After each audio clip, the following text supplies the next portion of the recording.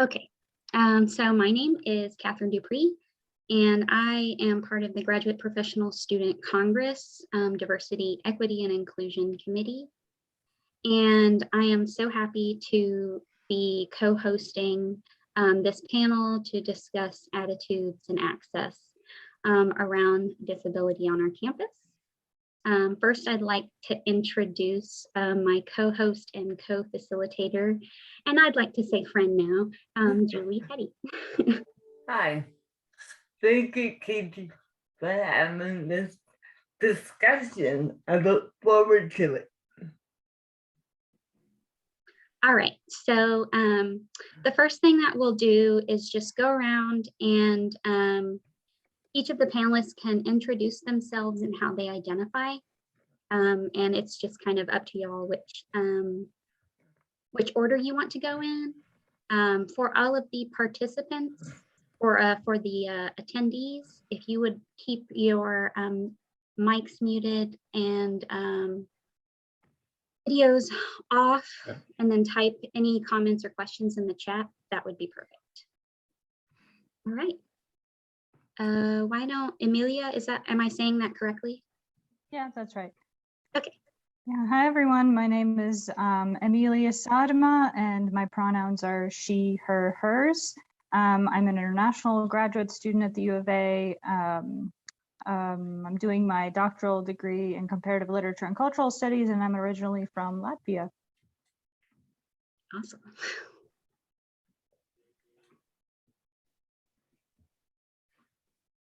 We can do Anne. Hi, I'm Anne Riley Adams. I'm a doctoral candidate in the English department, doing my thesis on late medieval Welsh chronicles and other historical literature. I'm originally from Los Angeles, and I live in Oklahoma City now. And I would identify my disability. I have lupus, and it affects me in different ways at different times, but I have heart damage from it, which limits kind of my ability to walk long distances or go uphill a long way. And I also have a lot of joint problems from it. So from day to day it varies, but that's kind of what I'm dealing with. Awesome, thanks for sharing. And Sophie? Hi, first of all, can y'all see me? Yes. Okay, awesome. My name is Sophie Trist. I am a first-year grad student in the MFA in creative writing. I'm studying fiction with an emphasis on representing disability in my writing. I have been totally blind since birth, and I'm also hearing impaired. And I'm from Louisiana originally, and my pronouns are she, her, hers. All right, thank you so much for coming and all of you being willing to share your experiences.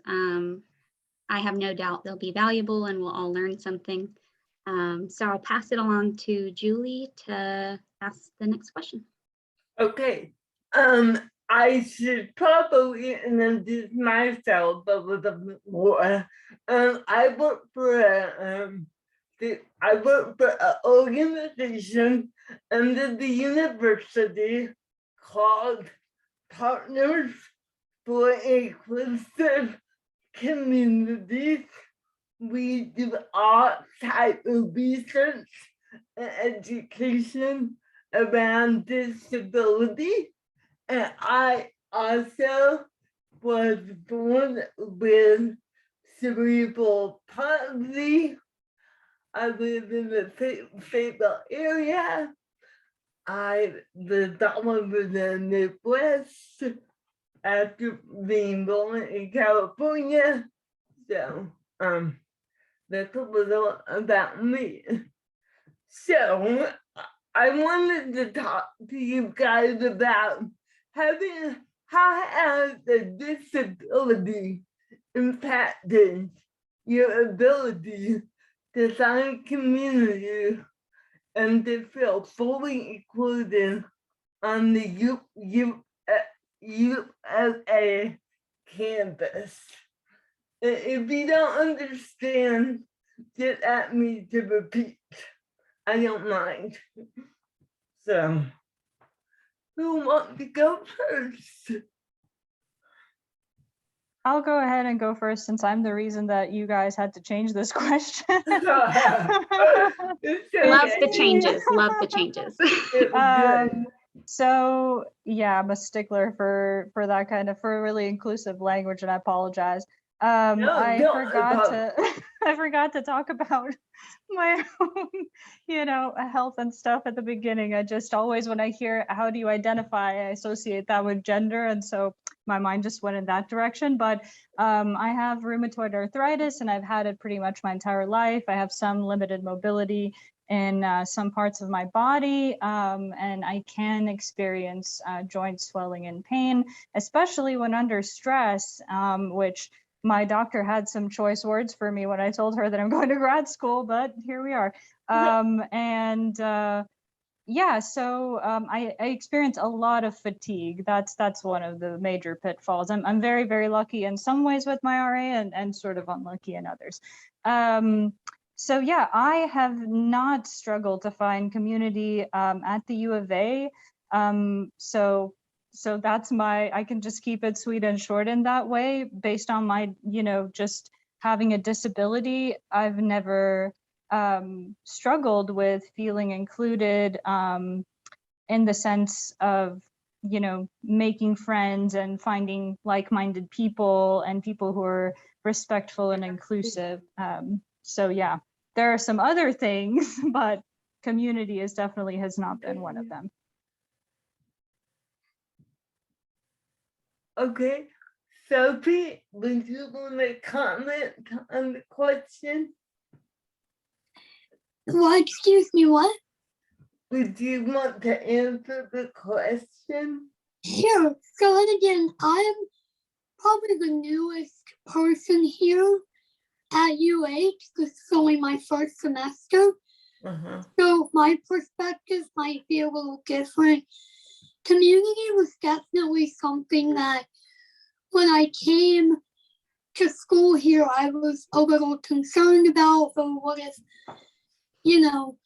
I can't find opportunities to socialize because I'm blind? What if people think I'm weird or awkward? So there was definitely some social anxiety I had to overcome because of that. Yeah. The people in the English department have been extremely accepting and great, and there are a couple of other people with disabilities that I've met through my program and just being on campus.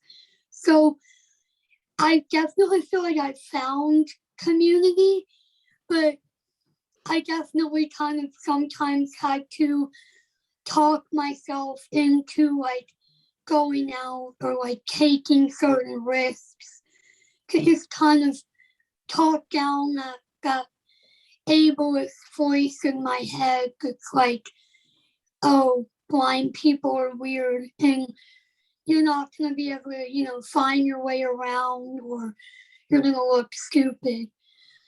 But once I got past that, and that was more about me than about campus. The campus community, I feel like, is really strong here. Yeah. Well, I forgot to tell you all, I am alumni, and when I went to U of A, I had a really hard time finding people to talk to me. So, I guess they were a little scared of my disability. And Sophie, I know all about that internal ableism. I still have it today. So, and what about you? Have you been able to find community? I'm also in the English department, so I agree with Sophie that people are extremely understanding and welcoming and helpful to me. When I haven't been able to do something or needed help with something, it was never a problem, and I never felt really awkward about it. I think when you're going into a new community, you always feel like you don't want to appear too needy, or you don't want anybody feeling sorry for you, but sometimes you do need a hand. And so I found the community at U of A really welcoming and warm. That's good. Katie, over to you. Yeah, that's actually, I'm really glad to hear that you all have had an okay time finding community, because I know especially on like such a huge campus, that can be a really hard problem for, disabled and non-disabled alike. So that's really great, and I'm happy to hear that at least one of our departments is doing really well at being inclusive. So that's one to check. So so the next question would be, how would you describe the campus climate in terms of disability access and inclusion? It's a big one.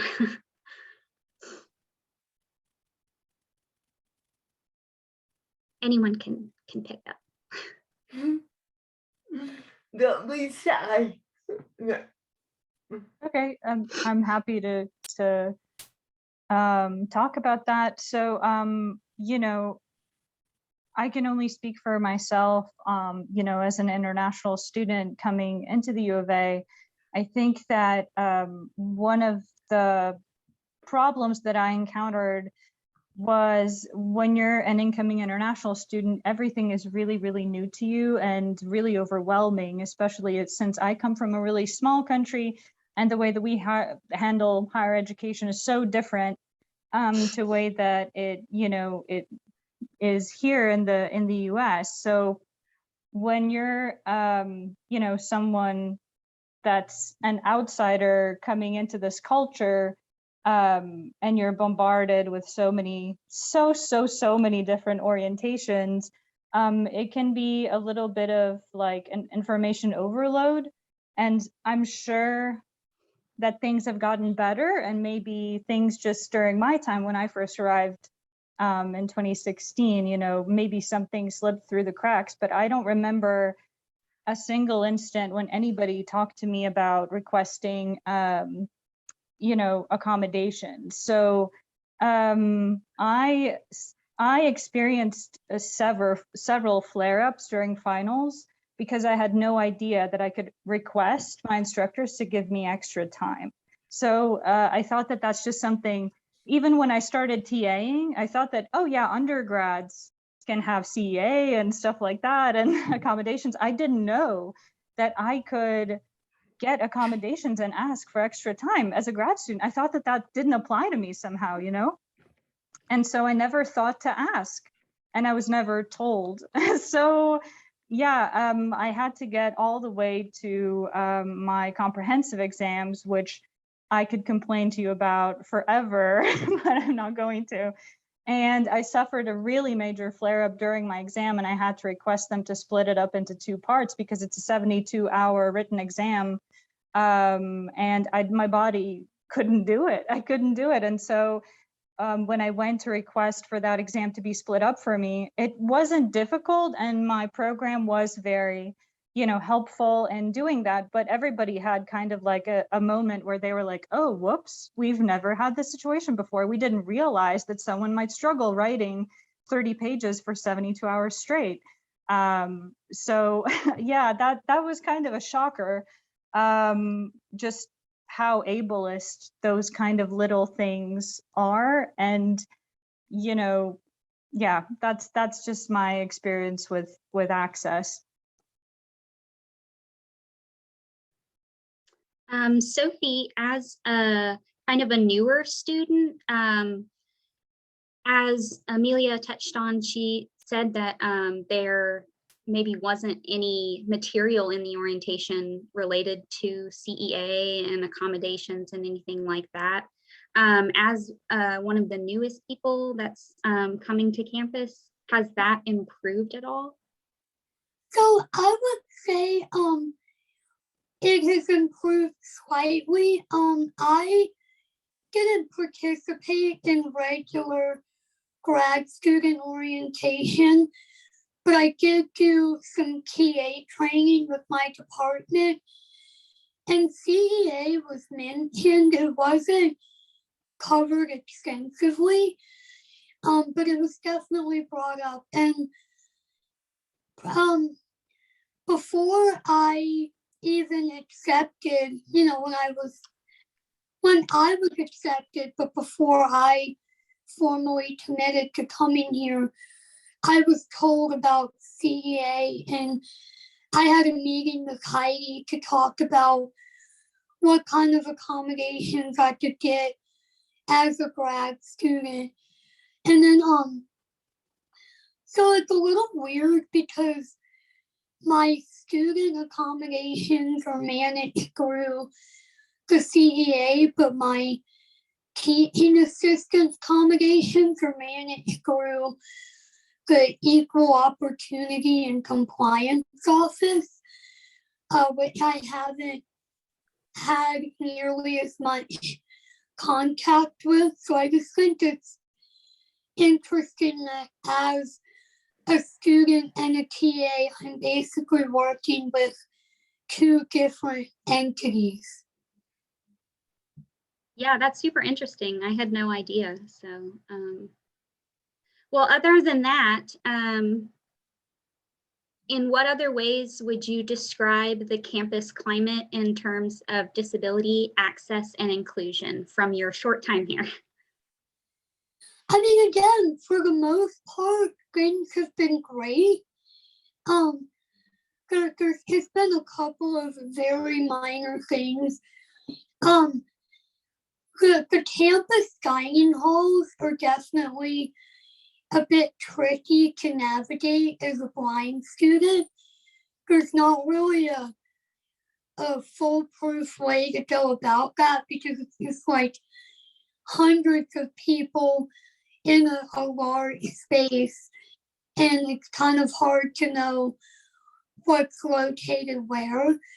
So I would say that those dining halls aren't very accessible. And another thing that I've noticed, and this may seem like a very small thing, but it adds up, is a lot of my fellow students drive those electronic scooters, which are great, but when they park them in odd places, such as the beginning of a sidewalk or in the middle of, a walking path or right in front of a building, it can be kind of a hazard for blind people, and I would think for people in wheelchairs as well, if they're blocking the sidewalk. But other than those just very minor physical things, I found the people here, just like in my department, the people in general are really friendly, really helpful. Professors and staff are very accommodating. So in general, I think it's a really good climate. Awesome, thanks. Anne? Yeah, first I want to commiserate with Amelia over comps. I personally prepared for we had the 72-hour thing too. And I got treatment that week to make sure I would be able to physically, manage it. I wish I'd thought to ask to have it divided into two parts. It just didn't occur to me and nobody mentioned it. But yeah, I was kind of hopped up on cortisone the week of comps so that I could get through it, which probably shouldn't be necessary. My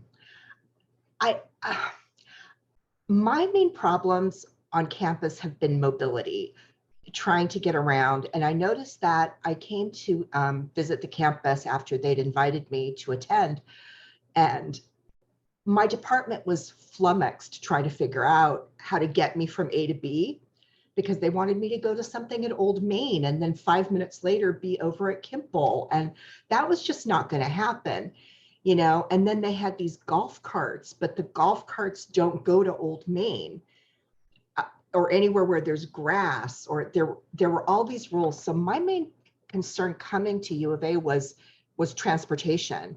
And I worked really closely with the paratransit office. And they would take me to my home and pick me up and take me to classes and events, even in the evening, which was fantastic. So paratransit allowed me to attend school there. I will say one time I got a golf cart ride from a lecture back to Kimball, and they parked right on the edge of a curb. And when I got off, I tumbled into the road on the bricks. And they said they had somebody else to pick up and drove away and left me there on the ground. Students came and helped me. I was like all bloody. My leg was the size of an elephant leg. The students went and got like cloths and wiped me off and stuff. And later that night, I messaged CEA and said, you know, I think, you know, this is a problem. People need to be more careful, and they certainly shouldn't leave you. Nobody even called to see if I was okay. And I didn't get really any kind of good feedback. It was like, do you want to make a complaint? Well, that's all we can do. Okay. So I thought that was really frustrating, because it's not that easy when you have mobility problems to get on or off a golf cart anyway. And at that time, they weren't allowing the paratransit buses, which are wheelchair accessible, to get anywhere near Kimball.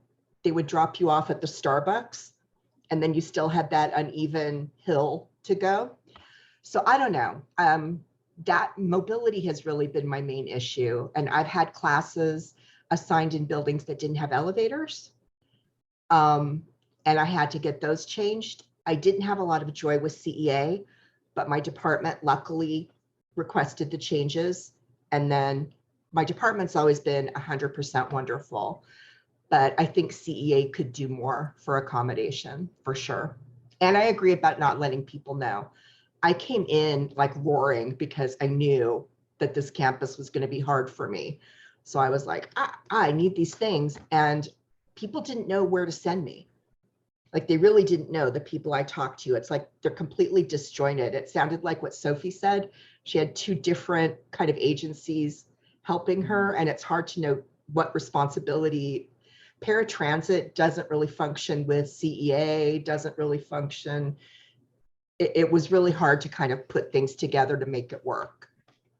When that's I next went to U of A 15 years ago, I'm telling my age, paratransit was able to pull up right into the Kimball. That it changed so much, you know, and so I'm sorry to hear that happened to you. That is, I use paratransit a lot too, and I didn't drive back then. So, thank you for sharing that story. So, Katie, should I go to the next one? Okay. So the next question is, what, if any, are your experience with CEA and other accommodations? I have to tell you all, the reason why I went to U of A is because of the CEA. I went to a private college. It got no help whatsoever. So when I moved over to the U of A, it was like a whole new world. And so I've had a really good experience back in the day. So, but what about you? Sophie, you want to go first? How is CEA for you? So I really, I always used to joke in undergrad that English is one of the most accessible majors for a blind person. So I have CEA accommodations and they've been very good about reaching out to see if I need anything. But I really haven't needed very many accommodations at all. The one thing that I did have CEA work with me on is, again, because I teach, I needed the technology in the classroom that I teach in to be accessible with my screen reading software. And CEA worked with IT to get this remote thing installed that would basically, it allows me to control the projector in my classroom using buttons instead of that touch screen thing. And for the first couple of weeks, I didn't have access to it because they installed it incorrectly. And then when we finally did get it resolved, the IT people in CEA, they didn't really communicate that effectively when they were going to fix it. So I was left to kind of just figure out, okay, they fixed it. That's really been my only experience so far. Okay. Nogi, you already talked a little bit about CEA, Amelia. Do you want to add some more? What I can add is that I had no idea what it was when I got here. My entire first year, I didn't know it existed. And I just had no idea. I honestly, I remember now that when I got here, I didn't even know how to report that I have a disability and that I need accommodations. I didn't know that that option existed. Nobody, there was nowhere, there was no form, there was no nothing on the International Students and Scholars, website, on ISS Link. I felt like, oh, okay, well, I have this problem. I guess I'll just have to deal with it on my own, because I guess they just, it's not really something that they can help me with here. So I went my first year without any help. I didn't request extra time for any of my papers or anything. I just powered through. And then my second year I started teaching, and that's when I found out CA existed, because I had to accommodate my students, and I realized, oh my gosh, this is something people do all the time, and I didn't know that this was here. So yeah, I really wish that there was much more communication, and in particularly, from my perspective as an international student, I'm very fortunate that, my field is comparative literature. English is, not a problem for me, but for someone that might have a disability, and English is something that might not be, their strongest point or something, especially coming in, I think the U of A could do better.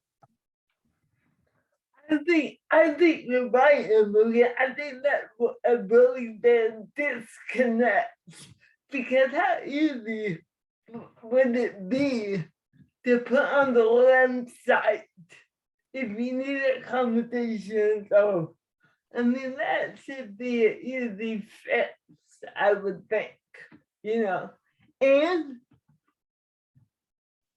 I talked a little bit about my own experiences with CEA, which have been kind of hit and miss. I know one time I requested a different kind of desk in my classroom, and it took, I think, 3 weeks. And in the meantime, I had to go sit in the hallway on a bench and try to listen. It just shouldn't, it shouldn't be that difficult, I certainly noticed problems with my students and my classmates. I had a classmate who was blind, and CEA had assigned her a walker to pick her up at class and take her to the next class. And they never showed up, like repeatedly, week after week. And so those of us who were going in that direction would take her and make sure she had her stuff and take her if she needed to stop for coffee or the bathroom. Same thing with, I've had a few students who I heard from CEA that they had note takers coming to class for them. They never turned up. I had to keep asking every week if anybody would be willing to take notes for the students for CEA. I guess nobody was, and they didn't know what to do with that. So I would try to, send them PowerPoints and make notes for them. And I just feel like other people end up doing a lot of work that CEA should be doing out of kindness or generosity.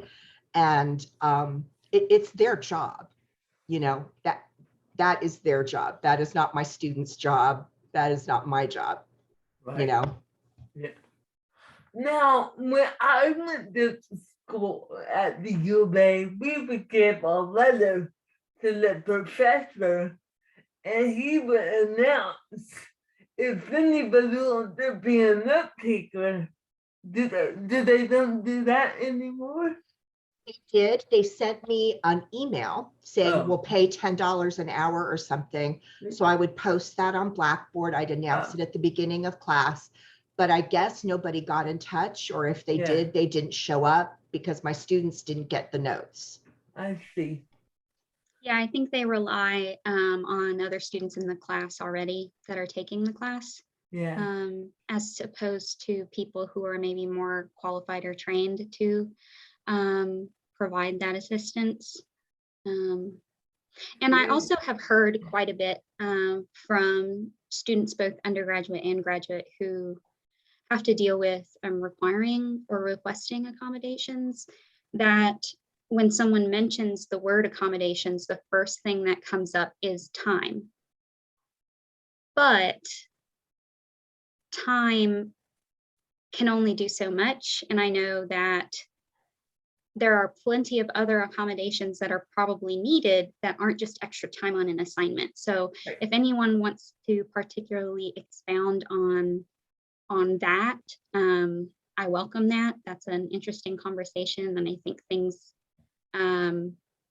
there's a lot of work and a lot of things that can be done. So I think that's certainly true. And it is not the easiest to do the CEA process. It's intimidating for some students, I think, especially for international students, disabled students. They're not sure what they're allowed and what is asking too much. I try in my own classes to make whatever accommodations my students need without them going through CEA, just because of my own experiences. I'm like, if you need more time, you can have more time. If you need, notes, I can provide you with my outlines. I just try to fill that role a little bit because I haven't had that much success with CEA filling that role. Well, especially at the undergrad, I mean, if you're only 18 and you have to ask for accommodation, like you said, and totally intimidating and scary. I know it was scary for me. Yeah. and more so with the intersectionality of being an international student. I know that just like because I'm married to one, so I know you already have to go through so many hoops to do just the thing that everybody else is doing. So Yeah. Yeah, I remember just there being, especially in that first year, there's just a lot of confusion about all the processes that you have to learn and everything. And honestly, when I found out that CEA existed later on, I thought, well, but I don't know, like, was I supposed to bring something from home that's translated into English that proves that I have a disability? Do I have to go see a specialist here? That's $200 that's not covered by my insurance. I just was totally like lost, and I decided I'm just going to talk to my professors directly and beg them to give me extensions, because I just thought I just don't know how to go through this process. I will also say, since we're all kind of English people. You guys have probably been getting the emails about if you need to teach online, here's the process, click this link. Okay, I've been going through that process for about 3 months now. I had to have my doctor fax them stuff, and then it took them 6 weeks after that. Still didn't hear anything, started writing back every day. Hey, what's going on? I have to sign up for classes. And then they told me that they couldn't allow me to take do online classes, even though it was my accommodation required me to do online because I'm immunocompromised. Unless I did this other huge rigmarole of talking to deans and assistant deans. I will email this to you, Catherine. Yes, please do. I am not easily intimidated, right? This is not worth my time. You know, I'm going to be halfway done teaching this class before I get through with all this. So I'm just going, like you said, to my department, and they understand my situation, and I'm just assuming they'll take care of it. But I do think CEA needs to be taking care of this stuff. We shouldn't be at the mercy of our professors, however kind they are. You know, what if you run into one that says, no, you can't?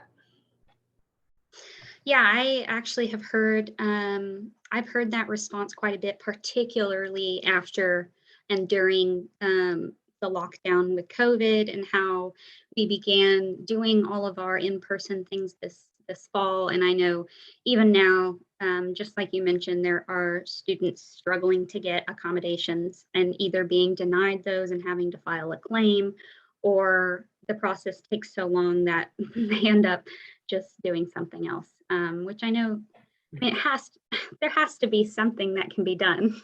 Yeah. Um, Catherine, I hope you're taking notes. oh, yep, I got it.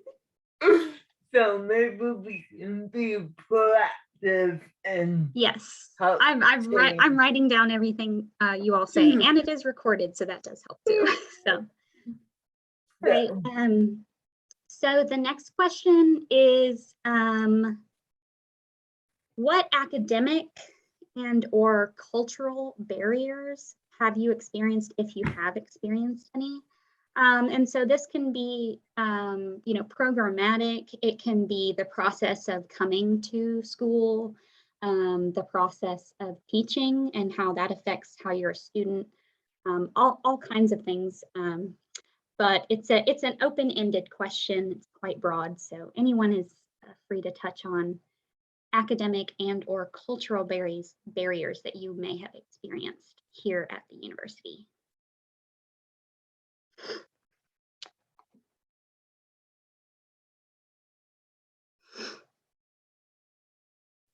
Well, I mean, you know, it kind of goes back to everything that we've already talked about, and in terms of, you know, for me at least, my program is really, really wonderful, and I've also had a tremendous, you know, I've found tremendous support in the English department, since a lot of our classes and, you know, stuff are taken from there and things, and so I would say that 98% of my experiences with instructors have been really positive, and instructors really are really kind and very supportive when you muster up the courage to go talk to them and ask them for extra time or what have you, you know, to do your best work and to not break down. And so I think that that's been one of the things that, you know, I think some of the time people think that, you know, if you have some kind of health struggles, that you will just know to go and ask for help, and you will just be able to like do it. That's something that comes naturally to you. But for me, a lot of my adult life, a lot of my life period has been kind of like pushing my disability down and trying to deny it and trying to live as if I didn't have it. Much to my own sort of, you know, unfortunately, you know, kind of that had like a really, that's had a negative impact on my health and stuff. And so it's been really, really, really tough to at times when an instructor doesn't seem like they will be the most forgiving or accommodating or sympathetic or what have you. It's really hard to go up to them and ask them, tell them, hey, you know, I have an invisible disability. I can't produce the amount of work in this amount of time.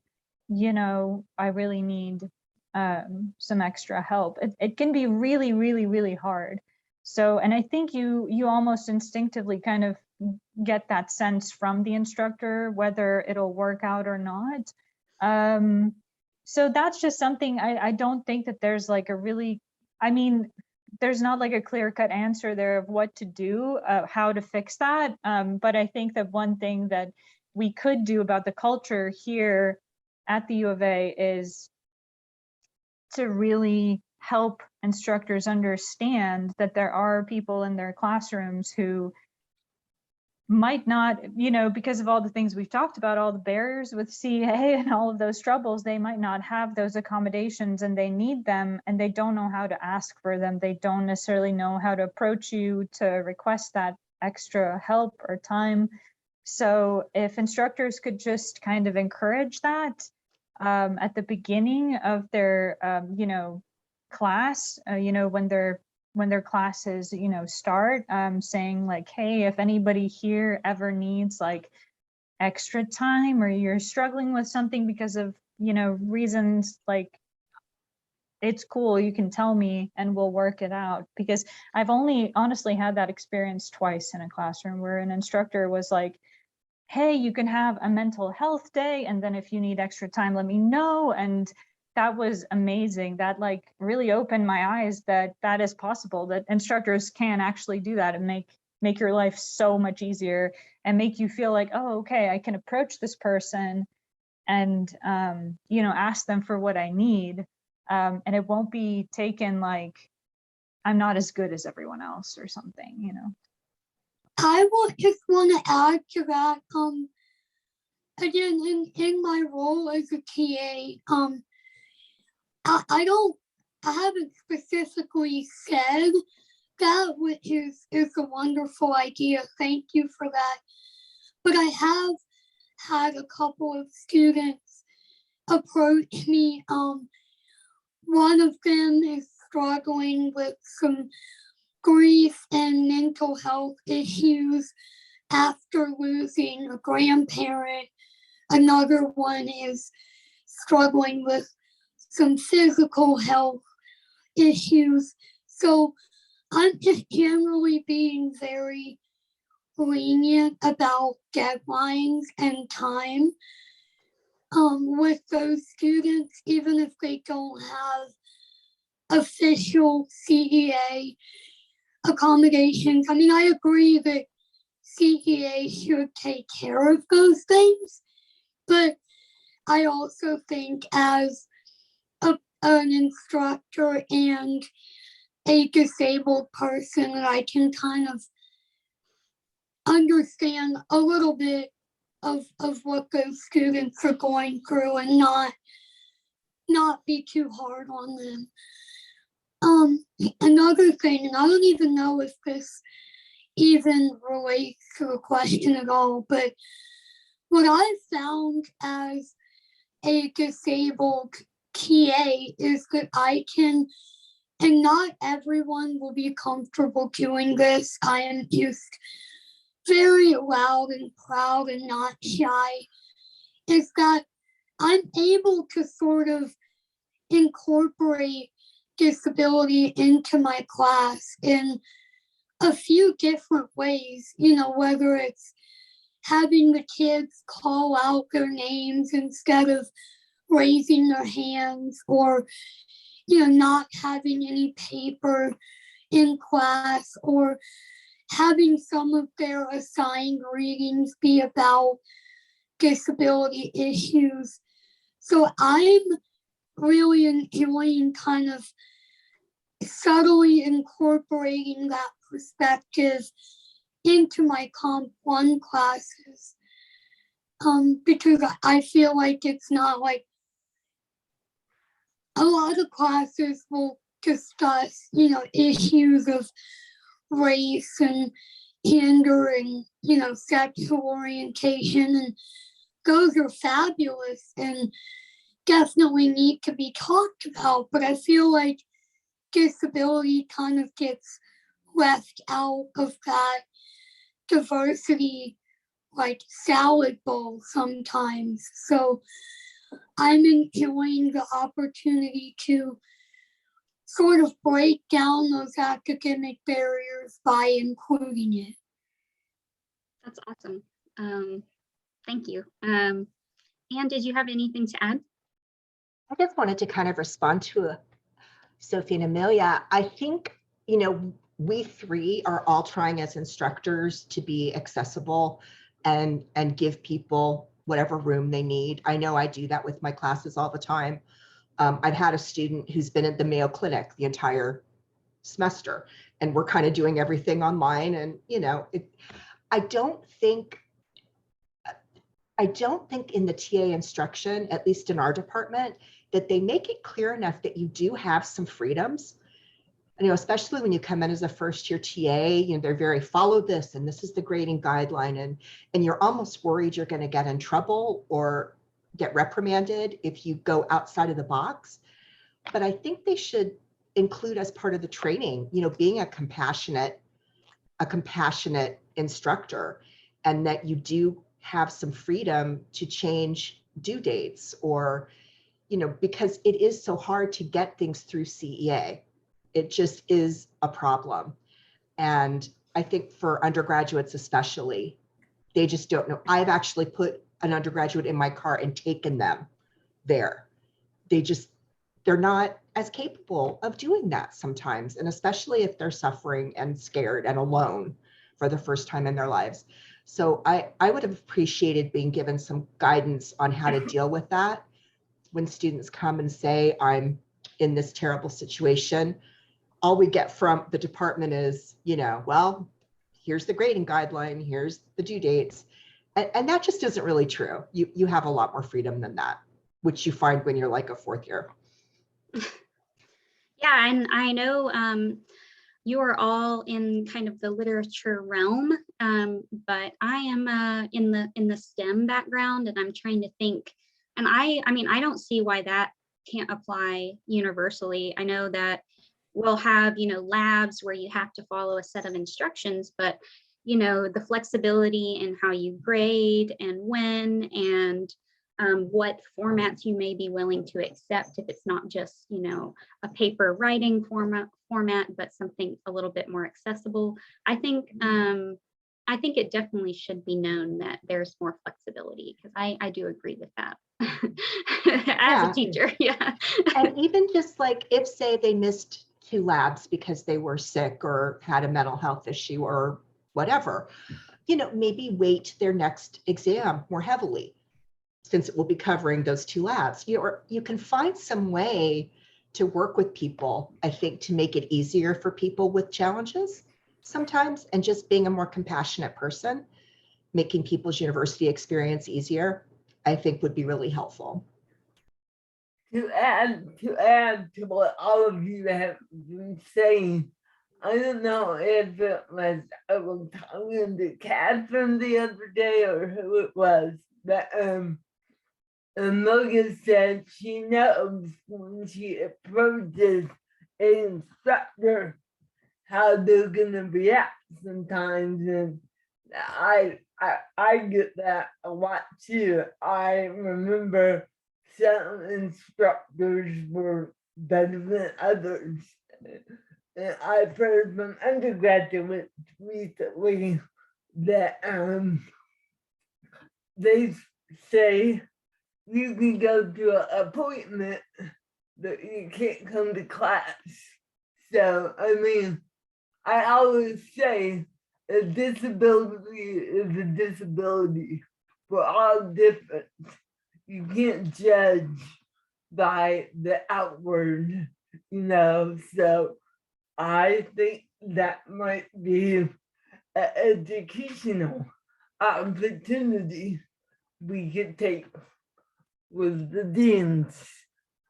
So, I Okay. certainly agree with that because I do know of stories and departments that are not as supportive as the ones you all have described. And I'm so glad that you are all able to have that support. But I do know that there's quite a bit of work that can be done. So and I didn't understand that. Why wouldn't you want to make it positive experience for everyone, you know? Anyway, okay. At my soapbox. The next question kind of goes along with the are there any physical barriers that you have experienced? I agree with what Sophie said earlier about the scooters. I don't use stairs, so I believe it's really hard when people park those scooters in front of the ramps or the curb cuts. So, have you all experienced any physical barriers?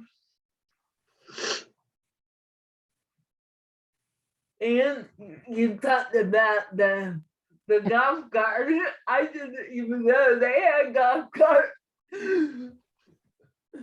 Yeah, no, it didn't work out that well for me, but you know, it is an option. Yeah, I mean, I think for me, the physical barriers were 98% of my problems negotiating the things I needed to do on campus. There were a lot of things I was not able to do that I would have liked to do because of where they were located. And that should never be an issue.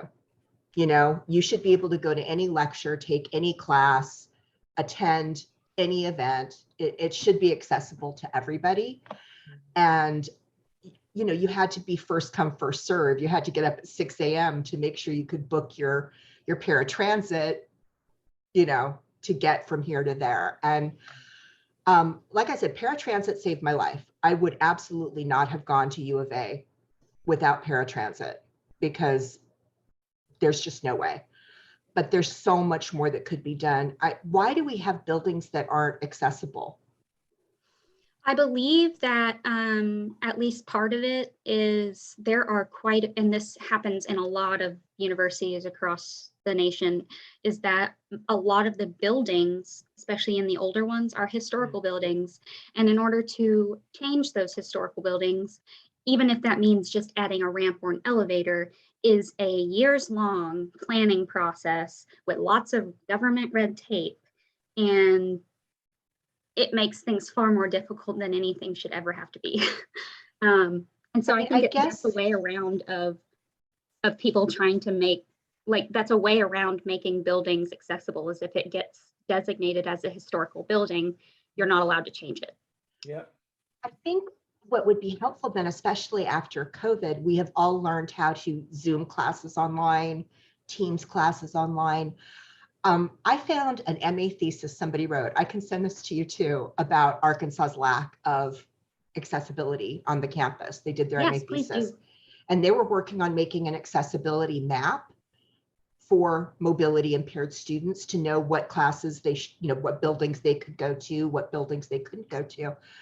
And I mean, something like that that's been updated would be super helpful on the CEA site, on every site, even if somebody's on crutches or whatever, you should be able to know what buildings are available to take class in or to go to events in before you arrive there and notice there's no access for you. And that's even just if wrong. there is an ADA access, sometimes it's almost impossible to find, and you have to go all the way around the building. Yep. And by then, you've got terrain problems and stair problems, and yeah, it's huge. So I mean, something like that, like a map that's kept up to date, really interesting, would be so helpful. And maybe on buildings, when you could look them up where your classes are and see, accessible ADA, something when you choose your classes. And if you have a class in a building you can't get into, maybe they could Zoom you in. Like right now I'm living in Oklahoma City. There's a class I'm taking on campus. My professor just Zooms me in on his phone. You know, we shouldn't have to miss an educational opportunity because the building isn't updated. Yeah, Certainly. Those are kind of my ideas. I agree. Anybody else have typical barriers? Yeah, I know, Sophie, you mentioned the cafeteria places as particularly troublesome, and then also the scooters, obviously. Are there any other either particular spaces on campus or kinds of events that you find limit your access?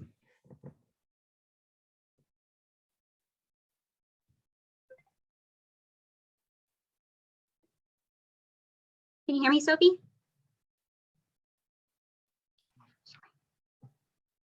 No, really, I mean, no, I wouldn't say anything really. Okay. What about, Sophie, what about the library? I know they're doing a lot of renovations. for I have life. no need to go in there. You never go, okay. I never did No, I either. So, Because my classes are both in Campbell Hall yeah, and I teach in Champions Hall. okay. So those are really the only buildings I've spent a lot of time in. Okay. That, That's fair. I know it's a lot of the time hard to get out of the bubble that you are in as a graduate student because you're just doing everything in the same place. I definitely understand that.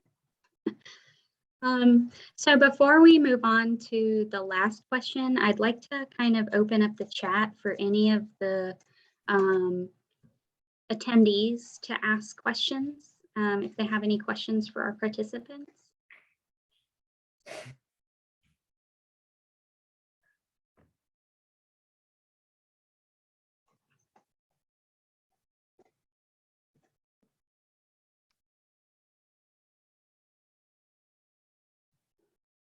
I see none, but I will be monitoring. So the final question, and this can kind of lead into some probably more tangential conversations. So we still have some time.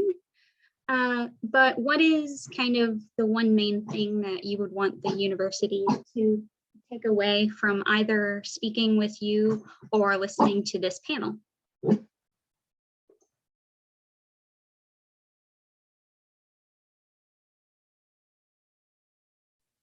I can go. I think that what I would have really appreciated as a graduate student and as an international student, especially that has a disability, is really clear communication upfront before I even got here, actually, about if you have a disability and if you need any sort of accommodations, this is how you can get them. This is what you need to do. This is the process. And maybe even people to help you do that process. Because while I feel confident that I could have done it had I known it existed, I know some folks that would have struggled, you know?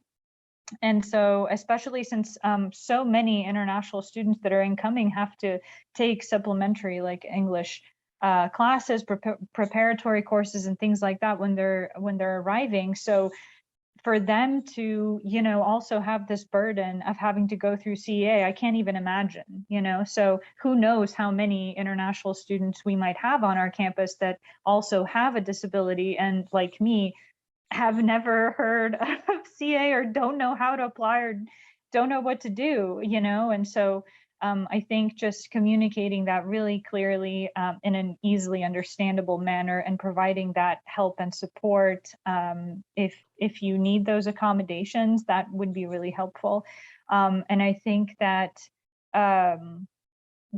what I mentioned before about teaching our instructors and teaching assistants, as Anne mentioned, you know, just about being kind and empathetic and striving to provide your students with the best possible educational experience in your classroom. That should be something that is a priority, because you know, when you go through TA training, they teach you all of these things that you should and shouldn't do. During my TA training, we never discussed, I mean, being a good listener and being empathetic to your students and being kind. We did discuss CEA and that our students can request, you know, accommodations, but it was never a discussion of like, check in on them. What do they need? You know, so I had so many experiences where students were blatantly like, you could tell that they were having either mental health struggles or something else was going on in their lives, but they couldn't tell me that, you know, they needed more time because of something like that. What they would do was come up with these lies that you could really tell like were not real. And, you know, every single person in the classroom would say like kind of the same thing. It was like the same kind of ruse going on. And so it's like, I really wanted to make them feel like I was a safe person for them, that they could just tell me that, you know, they didn't, you know, they don't have to go into detail, but just, I think that the reason why they do that is because they feel like it's not valid if they're having like, whether that be a physical health struggle or mental health or whatever. I think that they just don't think that that's like a valid reason to ask for extra help or time. And so they come up with something completely, you know, different, and say that something else is going on. I think that that points to a failure on our part as teachers, as an institution, you know, that our students don't feel safe and asking us for extra help, and they're here for an education at the end of the day, you know. And if we can't provide them with the feeling that we're here to support them, then what's the point of any of this, you know? So yeah, I really wish that instructors in graduate level classes also made it a point to say, hey, if you have a disability or anything like that, any kind of mental health struggles that you're going through, just know that you can ask for extra support or accommodations, and that's something that we can talk about and we can work it out. So I think that just needs to become really normalized.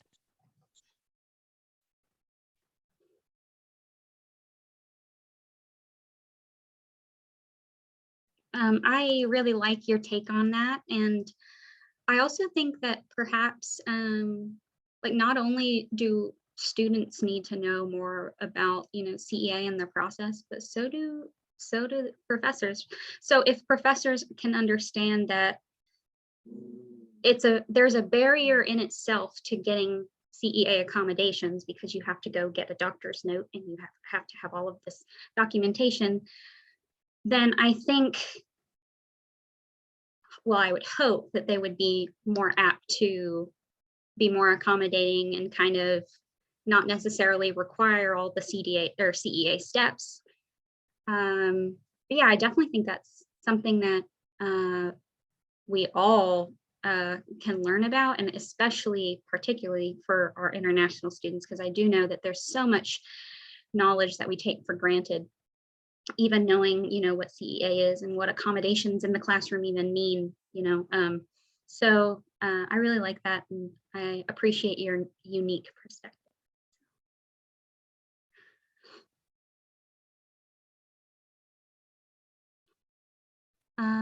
How about you, Katie, Sophie? you had a hand up. Oh, Hi, I'm Adam Oh, Johnson. I'm the accommodation specialist at the university. To go off of the conversation about professors having that conversation with the students, I think part of the problem is that professors kind of feel uncomfortable with having that conversation. And so as an university, we need to have that conversation be less taboo to them. And yeah, that's just my thought. yeah, I think it certainly can come down to discomfort with talking about disability, discussing disability with a disabled person. I know that there's like a weird taboo, like don't look, don't talk, don't ask type attitude. And it does a disservice to everyone in that interaction. So I certainly agree with that. Yeah. I understand your point too, but I mean, it's 2021. I say, I won't say what I would say.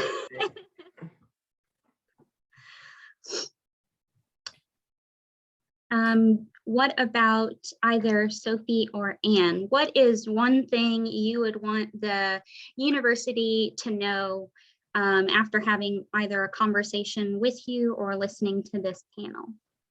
I'll go. I think really a big takeaway from this panel is that disability, like every other identity, is not a monolith. One disabled person's experience is absolutely not going to be the same as anyone else's, because we all live in our bodies, our minds differently. So just acknowledging that diversity in the disability community, and that not all accommodations are going to work for all people. There needs to be flexibility and listening to each individual person. And no one can presume to speak for anyone else, even a fellow disabled person. The only experience that I know about fully is my own. And so just again, that listening, presuming competence, presuming that we know what our bodies and minds can handle more than, sometimes even more than doctors. So I just think it all comes down to listening and having it be very individualized. I really like that point. That's a great point. We're all different. We all are individual, non-disabled too. Non-disabled are disabled. We're all different. So we're all, yeah. And What about you, Anne, and your cat? That is my cat. Yes. I think for me, I have a couple main things. I want to reiterate what Amelia said, that I think kindness and flexibility and giving instructors and TAs the training and the permission to be that ally in the classroom that I think we need to be. I mean, times are hard right now. People who have never struggled are struggling. You know, we need to be as open and accepting. Our job is to teach people. We want them to learn. We don't need to bash them over the head. And I think, I'm not going to blame older professors, but I've certainly had older professors say things like, you have one absence. After one absence, you lose a grade. I have no control over that, you know? And I think me being older, and I just am more confident, you know, and I'm more willing to push back on that. An 18-year-old is not going to push back on that. You know, I'll go after class and say, look, here's my situation. I'm going to miss what I miss, and you're going to grade me appropriately, and let's figure this out. But a lot of 18-year-olds are never going to do that, you know? So we need to train people, I think, to be more kind. Another thing I think would be a big help is making sure the information is available in a concise manner and linking organizations up, because the amounts of time I had to take piles of paperwork and notes and copies of disability placards to different offices, to different people. I mean, if you're registered with CEA, why do you have to fill out all the paratransit forms? Why can't CEA communicate with them it shouldn't be. I was like driving around looking for some weird, who's been to the paratransit office? It's like this weird off campus. It looks like a house. And you have to go there and have a physical examination. Like physically, they watch you walk. These are not doctors. You have your note. It was the strangest experience. I was texting my husband, like, I don't know who these people are. And can I ask you when this was? Because I applied for paratransit over the summer and did not have to do that. Probably my complaints hopefully have helped. I went in 2017. Okay, because I had to fill out an application form and get a form signed by my doctor. I mean, it was definitely a little cumbersome, but it was nowhere near that level of strange. I had to go in person and it was like somebody's house and a bunch of drivers were sitting around eating sandwiches. And I texted my husband and I'm like, I'm not comfortable here. So make sure I call you back in an hour because I don't know what's going on. Weird. Yeah, that sounds like an unsafe situation. Yeah, It that's was very sketchy. uncomfortable. And like I say, I'm 40. I'm not scared of much, you know, but it was weird. And I'm like, why can't they just make a call and set this up for me? This is crazy. So I'd really like to see things put together. I'd like to see some kind of map made, information given for events like this is accessible to everybody. Or, hey, people with mobility issues or sight issues or hearing issues, we're not going to be able to accommodate you, you know? And I think at least getting people thinking about, you know, should we be having lectures that don't accommodate people who are hard of hearing? You know, I don't know if they think about that when they're scheduling, but if they actually have to say it, maybe they'll think more about accessibility, which I think would help a lot. Yeah, I think something that I think probably most people can agree on is, and I believe one of our panelists said it earlier, is that at the table of diversity and inclusion, I think it was you, Sophie, that disability kind of gets slipped under the rug. And so I would like to take the opportunity, at least for any graduate students who are interested, to please contact me to be a part of our diversity and inclusion committee. I completely agree that there is so much work to be done and it has been overlooked for quite a while, and those discrepancies are just coming to light for most people because of COVID. And so I want to thank all of you for your insight and the information and experiences that you've shared. I have taken 2 pages worth of notes, so I am looking forward to maybe getting my gears working and seeing what we can do, putting feet to the ground on these. But again, I want to thank each and every one of you, and I will be in contact with the panelists afterwards to debrief and talk about some of the other things. But yeah, if there's any kind of last minute comments or questions or anything that anybody wants to throw out there, I'd like to welcome that. Otherwise, this recording will be made available with closed captioning and hopefully spread widely and hopefully through the Multicultural Center is what I'm aiming for, but also through the Graduate Professional Student Congress. Goodbye, everyone. Thank you, Sophie. Bye, Sophie. Bye, Sophie. Thank And my you, English Julie. buddies, Bye. reach out anytime. Thank Yeah. you all. Thank you so much. It was great meeting you all. Thank You you. too. Me. Bye. Bye.